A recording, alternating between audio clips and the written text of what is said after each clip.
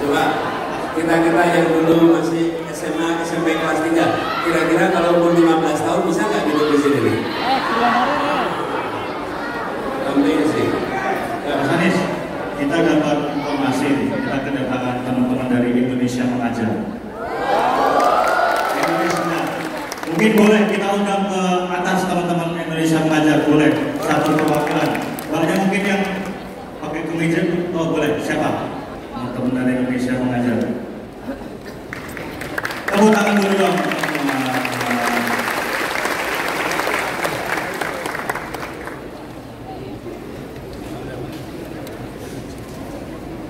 Tangganya di depan sini.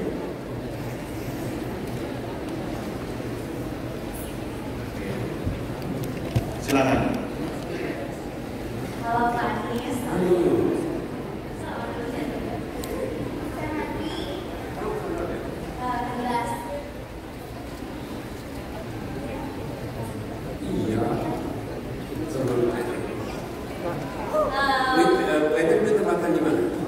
Saya di Konawe, Sulawesi Tenggara. Mungkin saya juga ingin bercerita ya Pak. Saya dari kemarin kepikiran ya teman-teman bahwa Pak Anies kan menggalakkan banget gerakan yang organik, kampanye yang organik. Jujur Pak, dulu saya sempat tidak percaya gitu dengan, meskipun saya PM, saya tidak percaya apakah betul gerakan organik itu bisa tumbuh.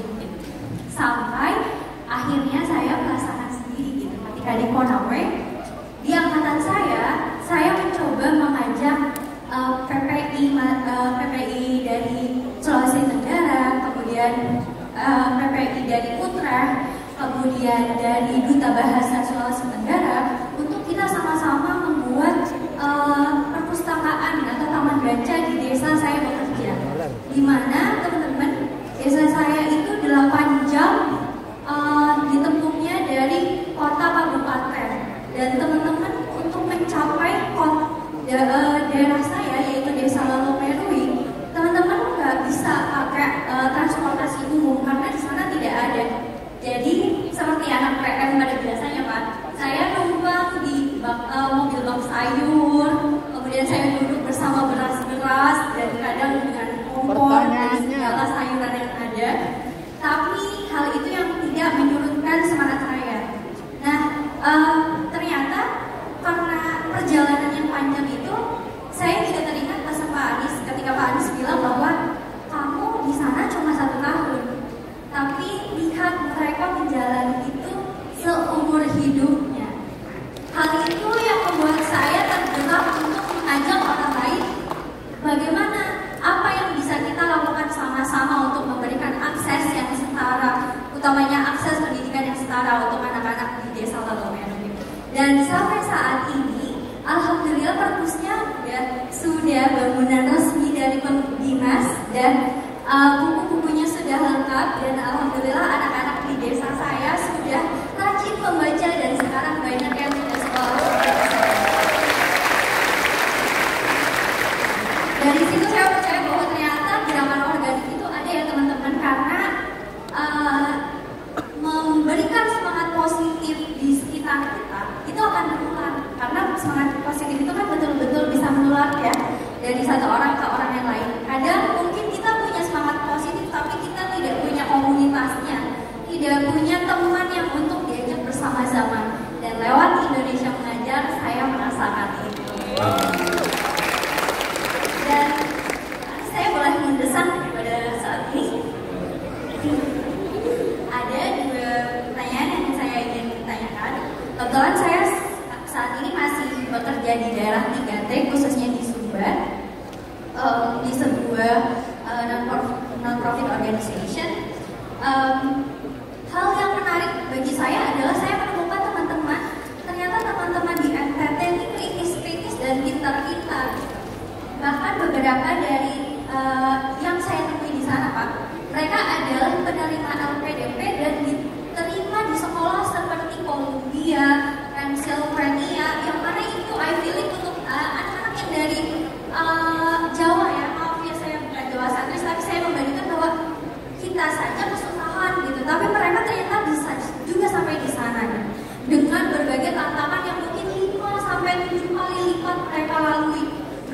master dari Sumba ke Bali, kemudian ke Jawa, menuntut ilmu, kemudian belajar bahasa Inggris dan banyak hal lainnya.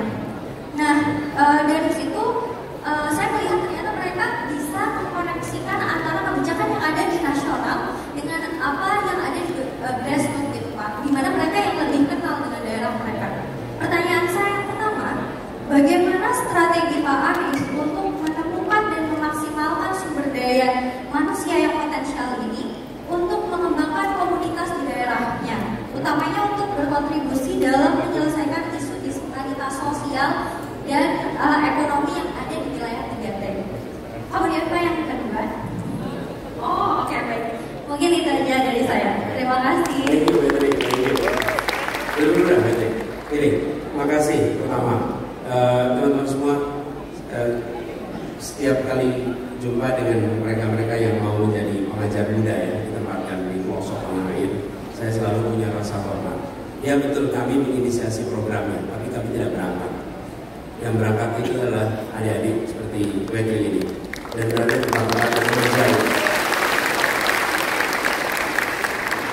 Setahun di sana, kalau soal tantangan geografis itu bisa diceritakan. Berapa jam dari kota, ada sinyal, tidak ada sinyal, ada listrik, itu mudah diceritakan. Yang tidak mudah diceritakan itu tantangan sosiologis. Tantangan sosiologis itu besar dan tidak mudah untuk diceritakan, betul nggak betul? Dan itu semua bukan soal yang ringan. Jadi buat teman-teman masih kuliah, saya melihat kalau Anda punya kesempatan berada di pelosok Indonesia yang paling sulit, maka luangkan waktu untuk berada di sana. Luangkan waktu untuk bekerja di sana di masa muda. Luangkan untuk punya kesempatan melihat dari dekat potret Indonesia yang penuh dengan tantangan. Sesudah itu Anda akan melanglang buana, silahkan. Tapi sampai kapanpun Anda punya akar keindonesiaan yang amat kuat dan Anda bersama dengan rakyat Indonesia di masa usia yang muda. Seperti Becky dan kawan-kawan di sini. Ya. Kalau belum tahu Konawe di mana, lihat Google Map nanti. Nanti Anda bakal lihat posisinya seperti apa. Nah, soal tadi bagaimana memberikan semacam ruang ya kepada mereka. Kami melihat begini, gerakan harus diadopsi dalam dunia pendidikan. Tadi Petri cerita agak skeptik tentang ide gerakan. Saya ini sangat meyakini lingkungan hidup, pendidikan, kesehatan itu adalah 3 urusan yang sangat mudah menjadi gerakan. Sangat mudah, karena mudah sekali melibatkan orang. Nah, pemerintah memfasilitasi. Jadi kalau saya membayangkan organisasi-organisasi pendidikan, NGO pendidikan itu difasilitasi oleh negara untuk mereka membangun jaringan yang luas. Sekarang ini banyak pertemuan-pertemuan antar pegiat pendidikan. Pemerintah terlibat tidak, membantu tidak. Menurut saya pemerintah harus sudah. Dan itu artinya pemerintah menggunakan kalau tipe anggaran, teman-teman yang agak teknis, pengadaan itu bisa tipe 1, 2, 3, 4. Pemerintah selama ini hanya tipe 1 dan tipe 2. Untuk gerakan pendidikan gunakan tipe 3 dan tipe 4. Alokasi anggarannya ada dengan tipe 3, tipe 4. Tipe 3 ini teknis ya, tapi saya ingin jelaskan. Tipe 1 itu kegiatannya diselenggarakan oleh kementerian, itu tipe 1. Tipe 2 bikin tender, nanti perusahaan-perusahaan akan ikut, yang menang tender menyelenggarakan, itu tipe 2. Tipe 3 memberikan dananya kepada organisasi kemasyarakatan, kepada NGO. Tipe 4 seperti itu kepada organisasi lingkungan. Nah, tipe 3, tipe 4 ini jarang sekali dipakai. Sehingga semua program pemerintah diselenggarakan sendiri atau diselenggarakan lewat tender. Tapi kalau NGO ini terlibat, mereka akan bisa memajukan pendidikan. Kalau ada NGO yang mau terlibat di bidang pendidikan, hampir pasti orang-orangnya idealis. Yang mereka butuhkan adalah dana dukungan dari pemerintah, restu pemerintah, kemudahan pemerintah. Lalu apa yang tadi Anda sampaikan, insya Allah akan terbangun menjadi besar ya. Terima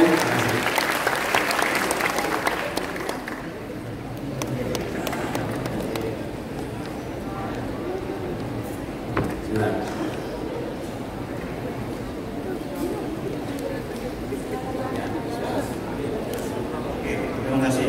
Tepuk tangan dulu. Banyak mungkin boleh selama 2 menit ya, Bu. Boleh menyampaikan langsung keresahannya ke Pak Anies. poster. Apa tulisannya itu?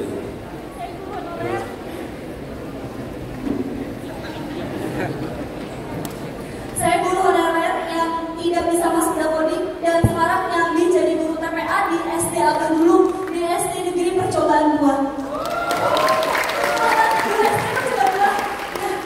Saya sekarang nyambi jadi guru TPA di sana Abah. Karena gaji guru honorer kecil sekali Abah. Dan kayak tadi Mas yang tadi bilang itu betul sekali saya setuju. Apalagi saya yang tidak bisa masuk dapodik. Saya lulus 2020 Abah.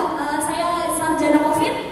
Dan saya alhamdulillah terima di SD Negeri, boleh disebutin apa? Ya. Di Sangirono, menjadi guru honorer sampai sekarang alhamdulillah. Tapi dari awal masuk tidak dikabarkan gitu. Saya juga tidak tahu kalau di negeri itu ternyata harus masuk dapodik. Apalagi saya guru pelajaran apa? Guru PAI, Pendidikan Agama Islam. Gitu. Nah, jadi di guru PAI itu kan ikut Kemenak ya Abah ya. Di Kemenak juga ada aturannya harus masuk emis, harus punya. Ada satu lagi saya lupa maaf, saya dulu banget ketemu Abah. Maaf ya Abah ya, belum diperiksa tapi saya udah ngomong duluan. Ya, pertanyaan saya ya kan insya Allah Abah terpilih jadi presiden. Harapan saya tolong dipermudah Abah, jangan dipersulit kayak pemerintahan sekarang. Ya, dulu saya punya harapan Abah, serius. Dulu punya harapan lulus dari UIN Sunan Kalijaga, jurusan PAI. Saya ingin dapat jadi CPNS tapi itu peraturan dihapuskan. Karena CPNS itu khusus guru diganti menjadi P3K dan aturannya harus mengajar minimal 2 tahun. Gitu, harus bisa masuk dapodik dulu. Nah, jadi harapan saya tuh 0% Abah. Karena saya guru honorer yang tidak bisa masuk dapodik sampai hari ini. Jadi saya tidak terdaftar di Kemendikbud gitu ya. Abah, saya minta tolong. Dan yang kedua, saya kan SD Abah yang belajar di SD. Ketika nanti Abah jadi guru honorer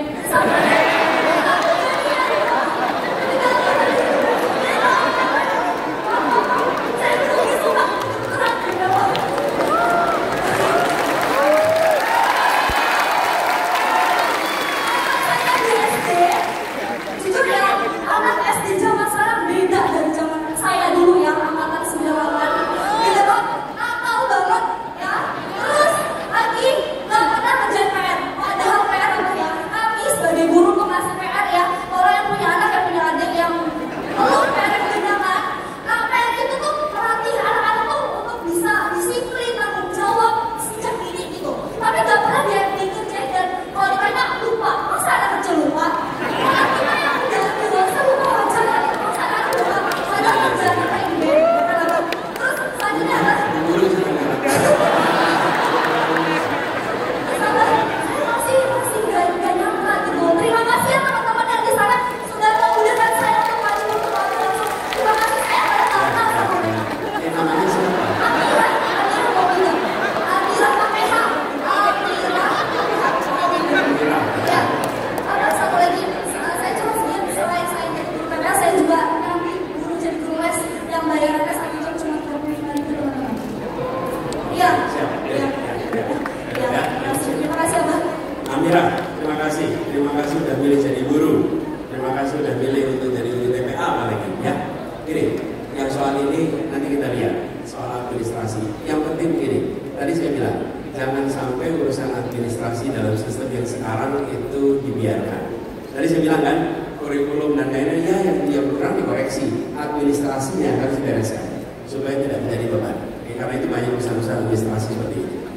Terus nih Amira, buat teman-teman semua ini apa karena Amira cerita soal guru SD.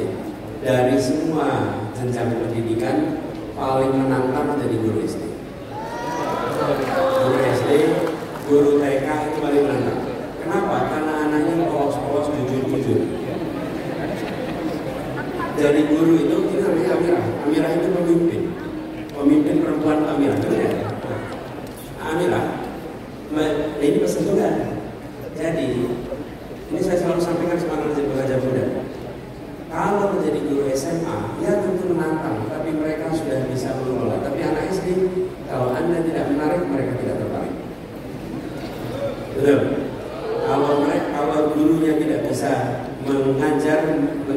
motivasi, mereka akan meninggalkan. Oke? Jadi kalau lagi begitu harus dilihat juga sisi lain. Kamu harus perhatikan apa yang bisa membuat mereka mau ikut, apa yang bisa membuat mereka merasa terpanggil. Jadi cari caranya, tapi jangan disalahin. Karena anak SD mereka mulai dengan ya polos saja. Cari caranya, pasti nanti akan ketemu caranya. Nanti apa setuju nggak kalau dia SD turun BK? Setuju nggak kalau dia turun SD turun BK? Nanti tanya ahli pendidikan. Jadi begini, prinsipnya memimpin. Jangan membayangkan mengajar. Masuk ke ruang kelas, bayangkan saya akan memimpin kelas ini. Jangan masuk ke kelas, bayangkan saya akan mengajar isi buku ini. Bukan, saya memimpin di kelas ini. Karena dalam memimpin saya melakukan pengajaran. Dalam memimpin saya melakukan pendidikan. Tapi masuk ruang kelas, guru harus bayangkan saya memimpin di kelas ini. Karena guru, siswa melihat guru itu sebagai pemimpin, bukan sebagai pengajar saja. Karena itu perilakunya, tata keramanya itu akan dilihat oleh siswa. Dan siap-siap aja seperti namanya Amira, kamu harus jadi pemimpin di anak-anak. Ya?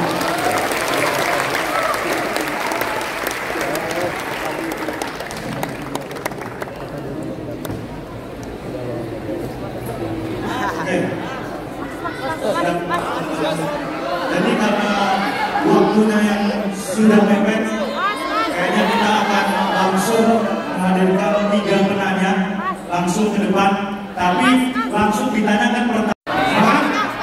Jangan lebih ya, semangat? Oke, coba saya ambil dari kanan, kiri. Tapi saya oke, itu ya. Siji.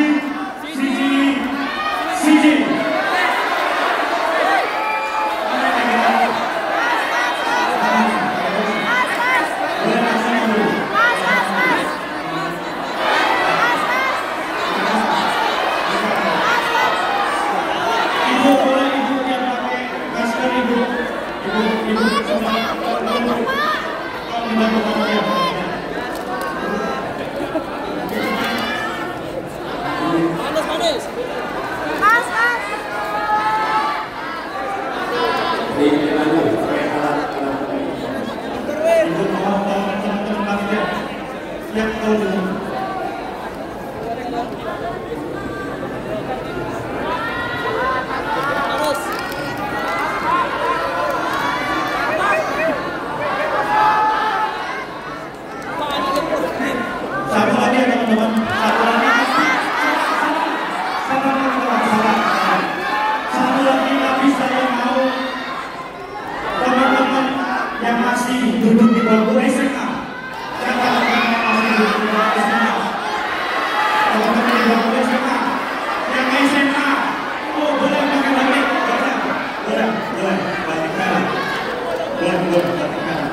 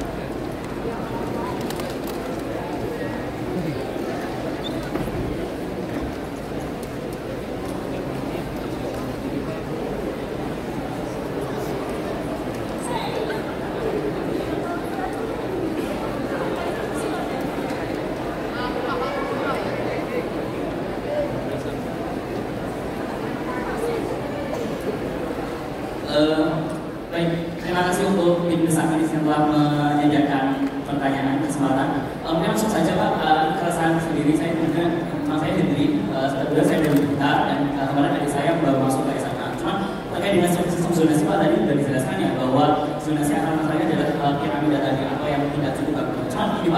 dengan adanya sistem zonasi ini saya melihat bahwa justru dijadikan KKN Pak di tingkat daerah.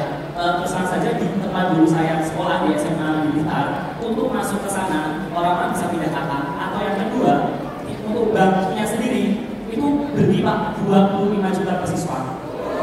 Mungkin ya 25 juta per siswa, dan itu oknum di dalam soal saya nggak perlu sebutkan dan kerjasama dengan dinas. Konkret saja Pak, apa yang akan Bapak lakukan untuk menangani oknum seperti ini, sumber daya manusianya. Dan yang kedua Pak, terkait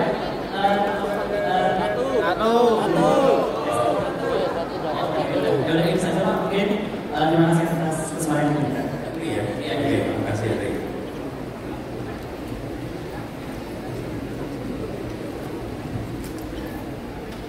Boleh.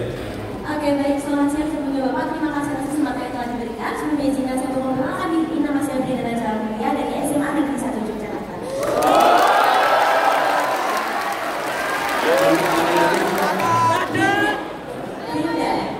Iya, oke.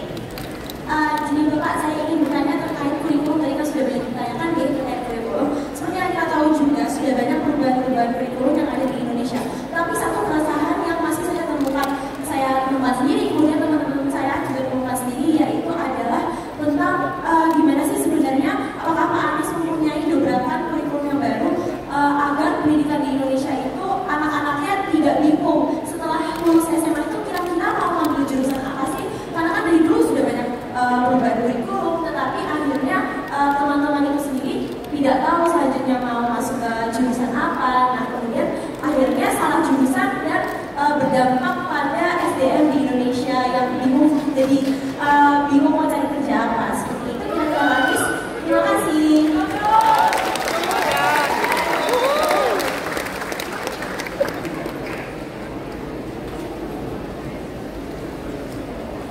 Terima kasih atas kesempatan yang diberikan. Perkenalkan, saya Aida. Saya mahasiswa Ilmu Hubungan Internasional S2 di UGM.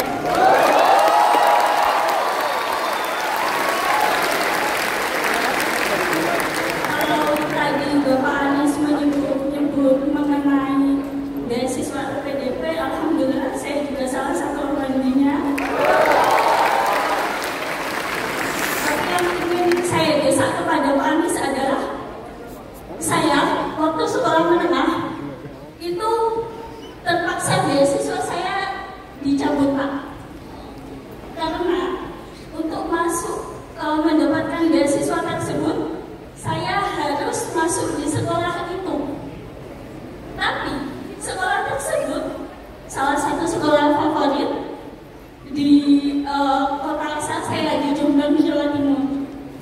Sekolah tersebut adalah sekolah madrasah di kota Santri, tapi tidak bisa menerima saya karena aksesibilitas difabel, terutama di lingkungan pendidikan keagamaan itu Allahumma minim sekali Pak.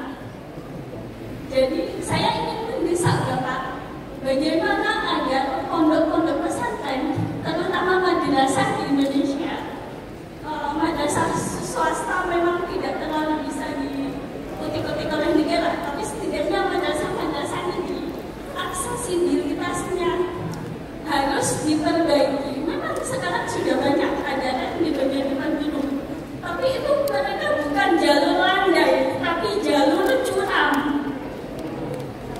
di mana difabel mereka hanya ada sebagai pertanggungjawaban negara atas checklist fasilitas, bukan benar-benar bisa diakses.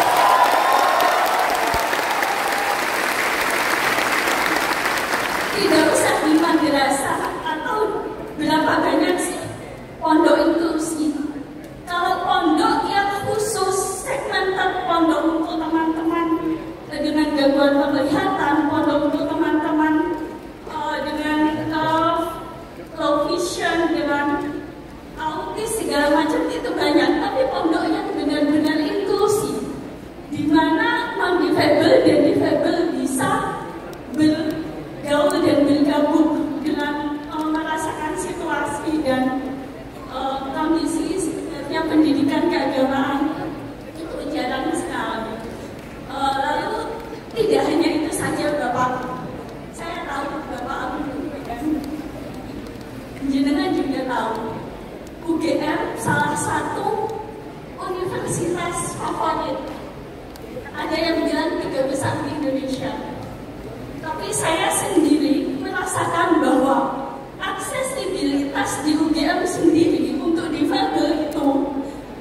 hanya 50% yang bisa saya gunakan secara mandiri.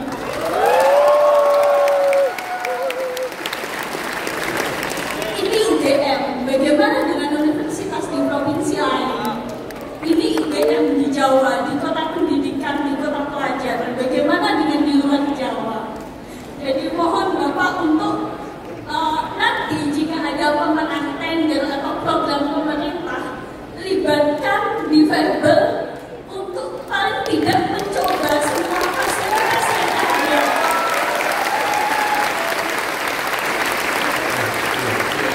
Jadi mohon agar kami dibantu begitu. Tepuk tangan buat Aida. Baik, terima kasih. Pertama, Bung Henry, soal bangku sekolah yang dijual belikan. Ini tidak ada urusannya dengan soal kebijakan. Ini adalah penyimpangan, ini adalah pelanggaran, ini adalah kriminal dan tidak boleh dibiarkan. Jadi apa mekanismenya? Ini yang kemarin saya sampaikan. Harus ada mekanisme untuk orang melaporkan dan dilindungi. Karena yang begini-begini ini banyak orang tua yang memilih gak usah laporkan. Daripada kalau lapor nanti ada urusan anaknya yang harus nanggung konsekuensi, betul tidak? Problemnya kemudian menahun, bertambah bukannya berkurang, dan pelaku-pelakunya selalu merasa bisa melenggang begitu saja. Praktek seperti ini bukan hanya terjadi satu dua kota, ini terjadi di berbagai kota. Jadi nomor satu kita siapkan untuk pelaporannya. Yang kedua, transparansi di dalam sistem. Dulu Jakarta mengalami seperti begini. Apa yang kemudian dilakukan? Dilakukan adalah melakukan transparansi setransparan. Jadi proses pendaftaran itu bisa ditonton oleh semua real time, dan kalau anak itu namanya tergeser itu dia bisa menyaksikan real time. Dengan begitu fairness itu akan terjadi, dan kalau ada fairness maka kita akan bisa memastikan sistem itu berjalan dengan baik.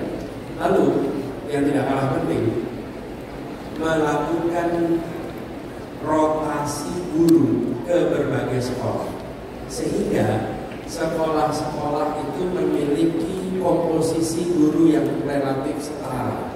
Tapi kalau itu tidak dilakukan, maka yang terjadi adalah pengumpulan di beberapa tempat saja. Begitu juga dengan kepala sekolah, memastikan mereka terotasi dengan baik, supaya setiap sekolah nantinya menjadi sekolah yang makin hari makin baik.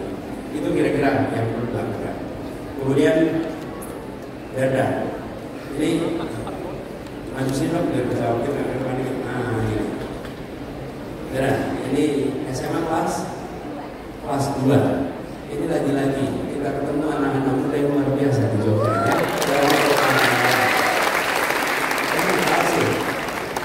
Dan anak-anak SMA itu tahu persis tentang efek kurikulum. Saya pernah, waktu itu saya tugas di kementerian, saya datang ke sebuah SMA, itu anak-anak SMA-nya presentasi betapa bermasalahnya kurikulum kita, okay? Dan dia menunjukkan masalahnya 1, 2, 3, 4, 5. Jadi di antara semua pihak yang diajak bicara soal kurikulum, yang paling jarang diajak bicara siswanya sendiri. Betul ya? Nah, menurut saya ke depan kita belajar bicara siswa.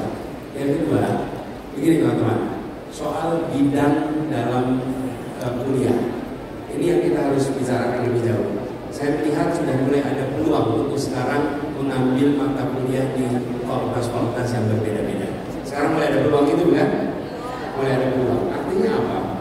Sebenarnya proses belajar di kuliah di kampus S1 jangan semata-mata ditempatkan sebagai persiapan kerja.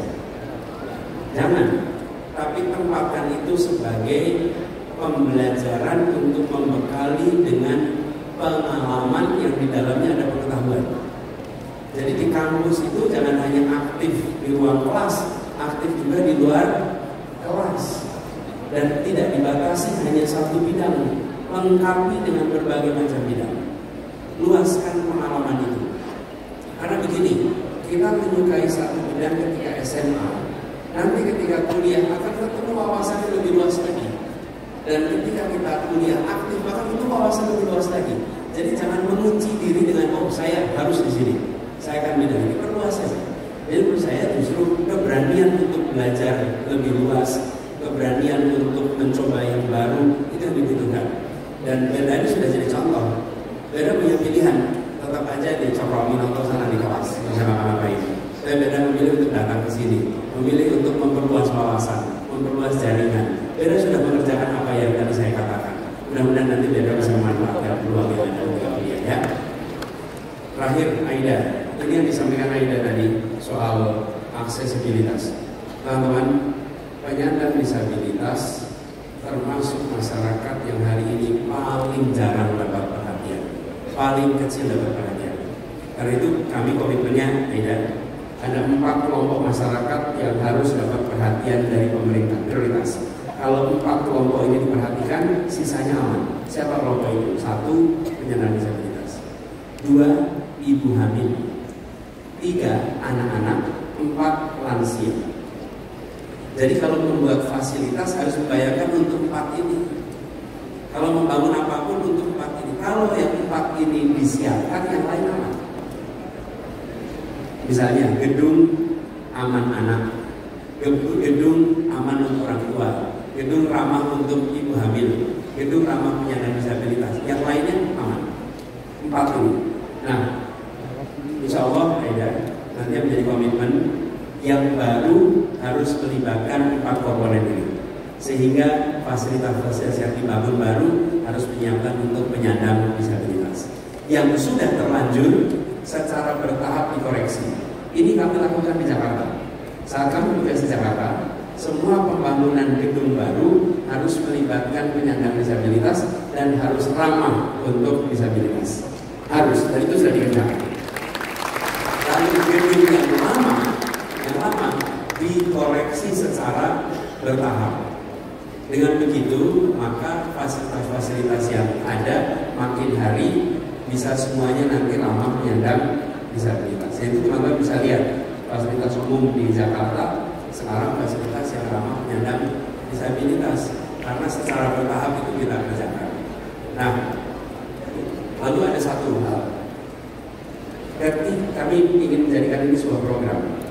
Ketika sebuah sekolah menerima anak yang memiliki kebutuhan khusus, harus diberikan pos anggaran untuk menyiapkan fasilitas yang sesuai dengan kebutuhan untuk anak itu di sekolah itu. Jadi ketika di situ ada anak tunanetra dan dibutuhkan fasilitas tambahan untuk tunanetra, maka dibangunkan dan posnya disiapkan. Ketika di situ ada misalnya tunadaksa, maka harus disiapkan fasilitas untuk tunadaksa. Jadi kebutuhan khusus itu hanya untuk sekolah itu. Dengan begitu membangunnya lebih mudah. Tapi kalau kita memulai dengan semua sekolah, belum tentu alokasi anggaran cukup. Tapi di sekolah yang disitu dibutuhkan, posnya boleh dipakai dan itu bisa diatur lewat kantor daerah atau kantor wilayah sehingga bisa dibangun fasilitas yang sesuai supaya itu bisa dipakai untuk semua.